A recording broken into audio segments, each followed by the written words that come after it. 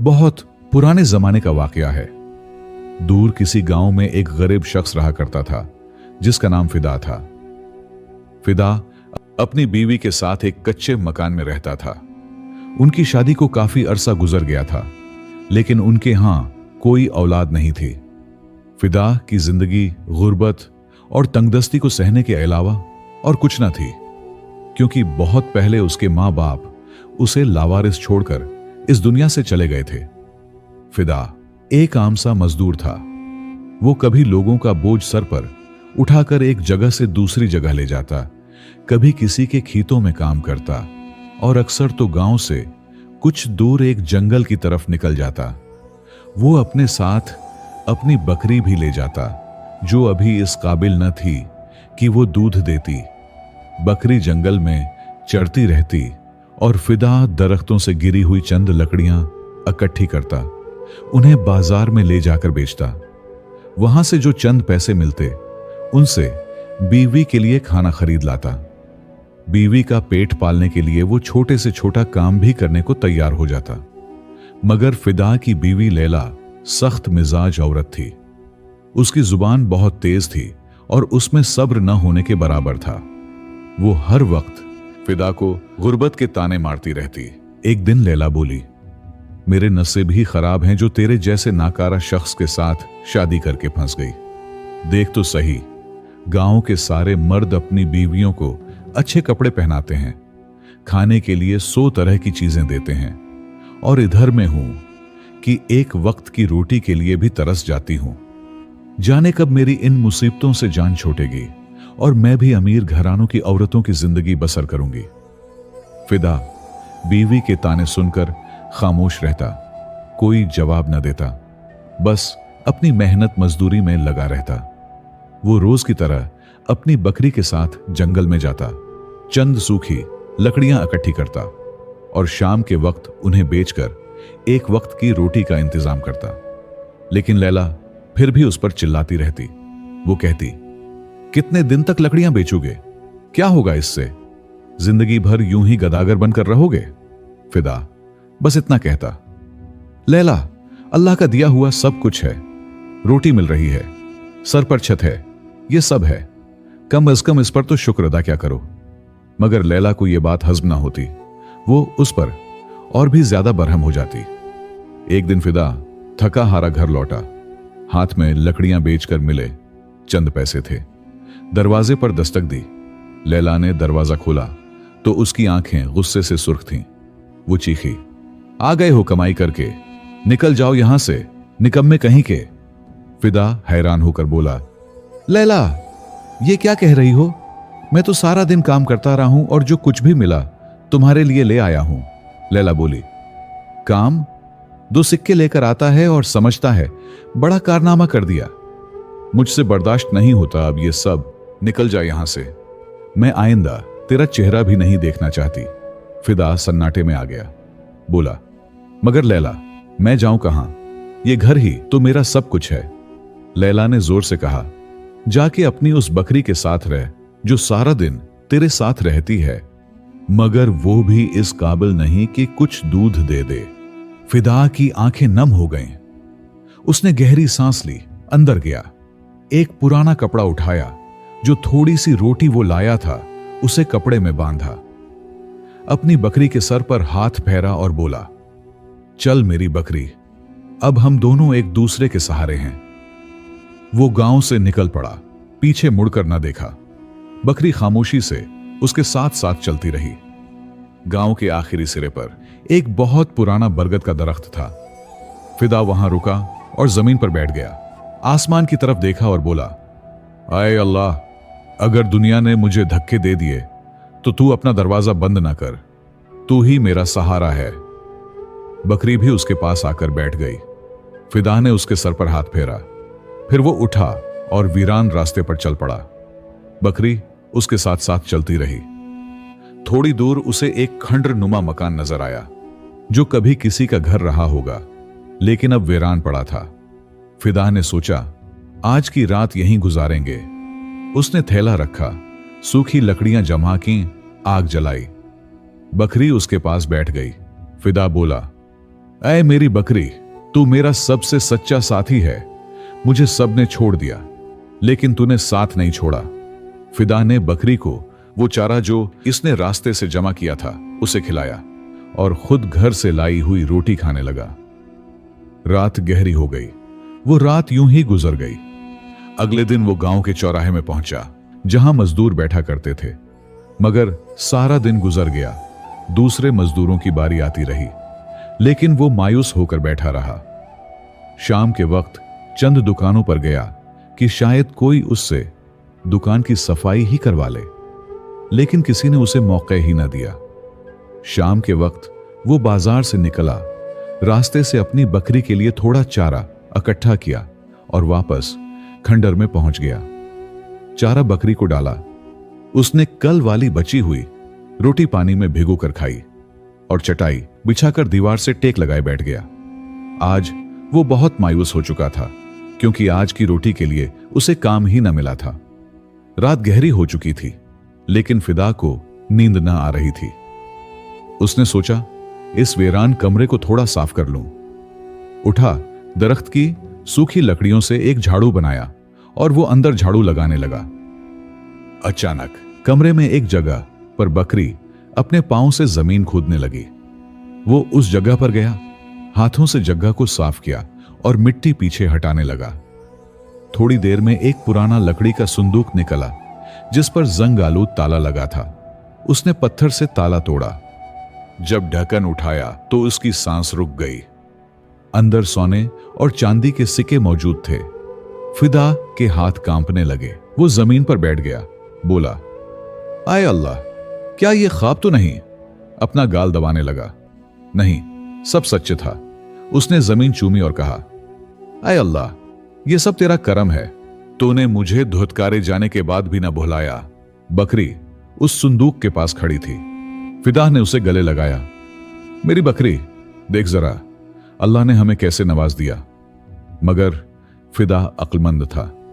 उसने सोचा, अगर किसी को पता चला तो जान माल दोनों खतरे में पड़ जाएंगे। उसने संदूक वापस वहीं दफन कर दिया, सिर्फ चंद सिक्के निकाले। सोचा, कल जरूरत का सामान खरीदूंगा। उसे रात भर नींद न आई। वो सोचता रहा, अब जिंदगी बदल जाएगी, मगर राज राज ही रहेगा। सुबह हुई तो फिदा ने नमाज पढ़ी, चंद सिक्के कपड़े में बांधे, बकरी को साथ लिया और बाजार की तरफ चल दिया। वहां बड़ी होशियारी से मिट्टी का घड़ा, खाने का खुशक सामान और एक नया जाए नमाज खरीदा। दुकानदार ने पूछा, फिदा, ये सब खरीदने के लिए अचानक माल कहां से आया? उसने कहा, भाई, कल लकड़ियां अच्छी बिके थीं, सोचा थोड़ा सामान ले लूं। बाजार में किसी को भी शक न हुआ और वो वापस खंडर में लौट आया। अगले दिनों उसने बड़ी चालाकी से काम लिया। हर रात थोड़े सिक्के निकालता, दूर के बाजारों में बेचता, सामान खरीदता, कभी अपने गांव, कभी दूसरे गांव। एक दिन उसने फैसला किया कि अब अपना कारोबार शुरू करता हूं। गांव के बाजार में एक खाली जगह देखी, मालिक से बात की, किराया तय करके वो जगह ले ली। वहां लकड़ी की एक छोटी सी दुकान बनवाई, किरियाने का सारा सामान सजाया। उसने सामान बेहतरीन रखा, लेकिन कीमत मुनासिब रही। गाहक आए, पूछा, फिदा, तू अपनी दुकान खोलने के कब काबिल हो गया? उसने कहा, बस अल्लाह ने करम किया है, मैं तो अब भी इस काबिल नहीं। लोगों ने सामान खरीदा, वजन पूरा था और चीज खरी और बेहतरीन थी। रफ्ता रफ्ता उसकी दुकान की शोहरत फैल गई। लोग कहने लगे, फिदा बड़ा ईमानदार ताजिर है, उसकी दुकान से चीज खरीदकर दिल मुतमईन रहता है। कुछ हफ्तों में दुकान ऊपर भीड़ बढ़ गई। एक बुजुर्ग आए और बोले, बेटा फिदा, खरी मजदूरी की बरकत देख, कल तक लकड़ियां बेचता था, आज इतनी अच्छी दुकान बना बैठा है। उसने सर झुकाकर कहा, बाबा, ये सब अल्लाह की मेहरबानी है। मगर फिदा अब भी उसी खंडर में रहता था। उसकी बकरी भी उसके साथ मौजूद रहती। रात को जब दुकान बंद करके आता तो फौरन बकरी को चारा खिलाता और उससे कहता, देख मेरी बकरी, सब बदल गया, मगर हम वहीं के वहीं हैं। अब तो उसने अल्लाह की राह में खर्च करना भी शुरू कर दिया था।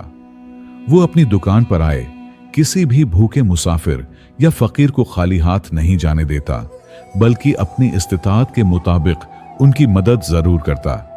ये देखकर लोग हैरान होते और कहते, फिदा, तुम खुद तो सदका करते फिरते हो, लेकिन फिर भी खंडर में रहते हो। वो मुस्कुराकर बोलता, माल अल्लाह का है, वो जब चाहे दे, जब चाहे ले ले।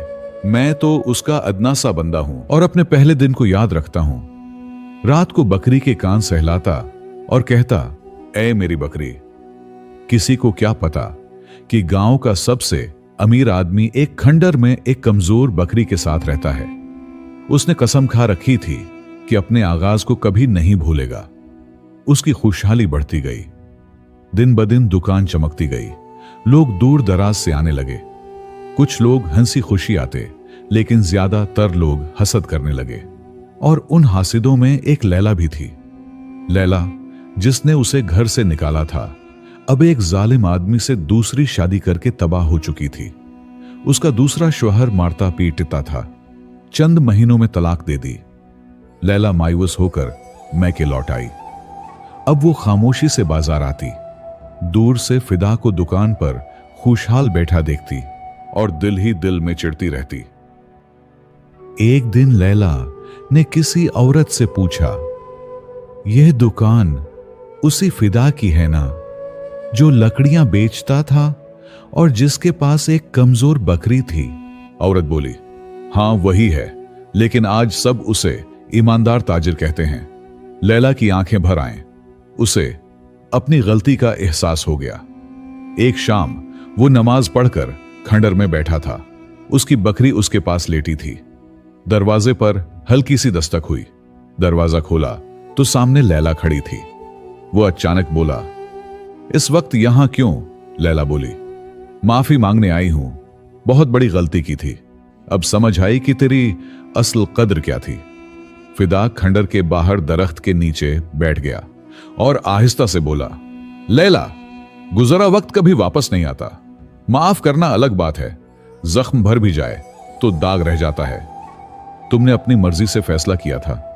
अब जो तुम्हारे साथ हो रहा है, यह सब तुम्हारे किए का नतीजा है।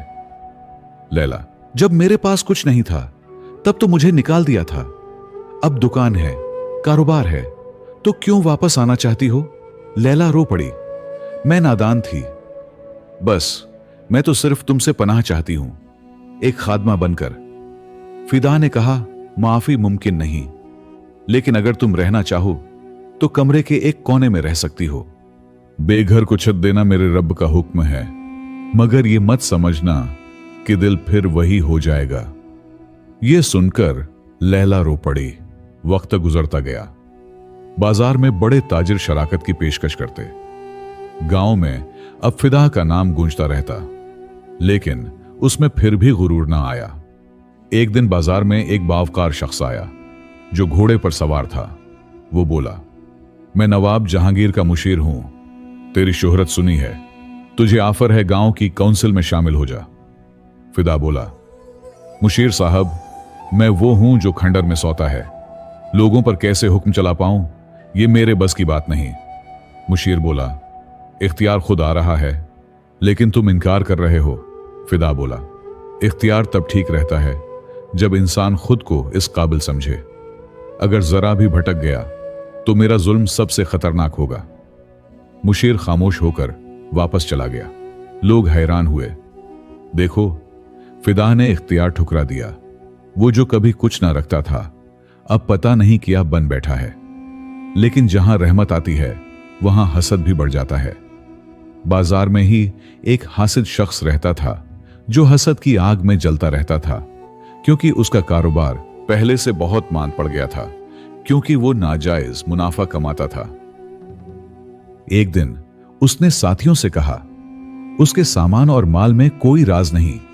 मैंने एक रात उसे मगरिबी किनारे खंडर के पास जगह खोदते देखा है, जरूर वहां कोई राज छिपा है।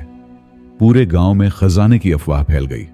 वो बात एक पुराने डाकू फैयाज तक पहुंची, जो तौबा करके ताजिर बन बैठा था, मगर चोर चोरी से जाए, हीरा फेरी से न जाए।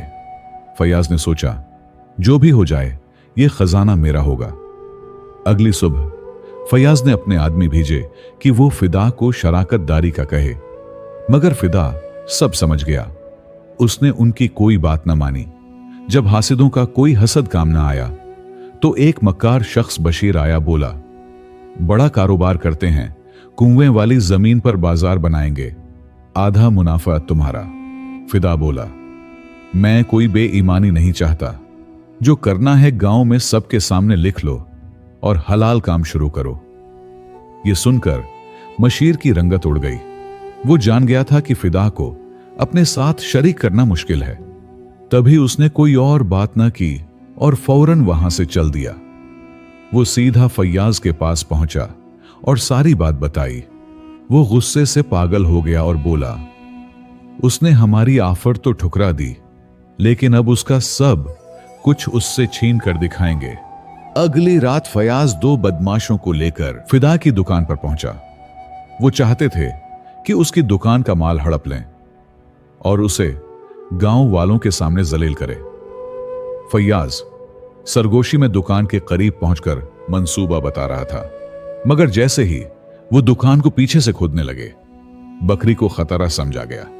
वो फौरन उठी और जोर जोर से हिननाने लगी।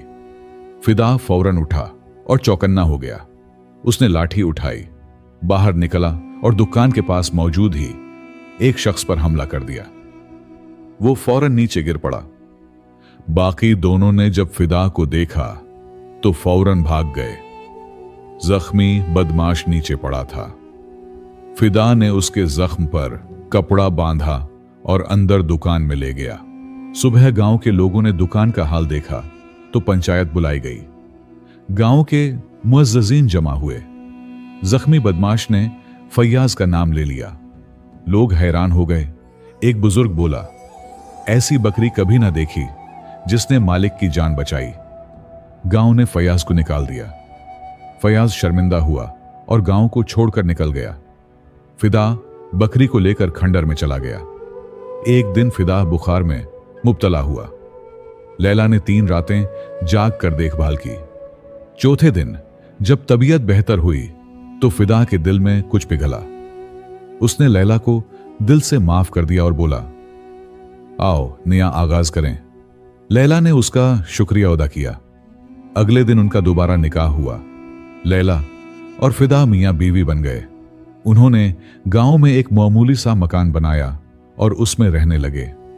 अगले ही साल अल्लाह ने उन्हें औलाद की नामत से भी नवाजा और यूं उनकी जिंदगी खुशहाली में गुजरने लगी। प्यारे दोस्तों, कहानी पसंद आई है तो हमारे चैनल WAYS को सब्सक्राइब कर लें और कमेंट सेक्शन में ये लाजिमी बताएं कि आप ये वीडियो दुनिया के किस हिस्से से देख रहे हैं। मुझे वक्त देने के लिए बहुत बहुत शुक्रिया। खुदा हाफिज।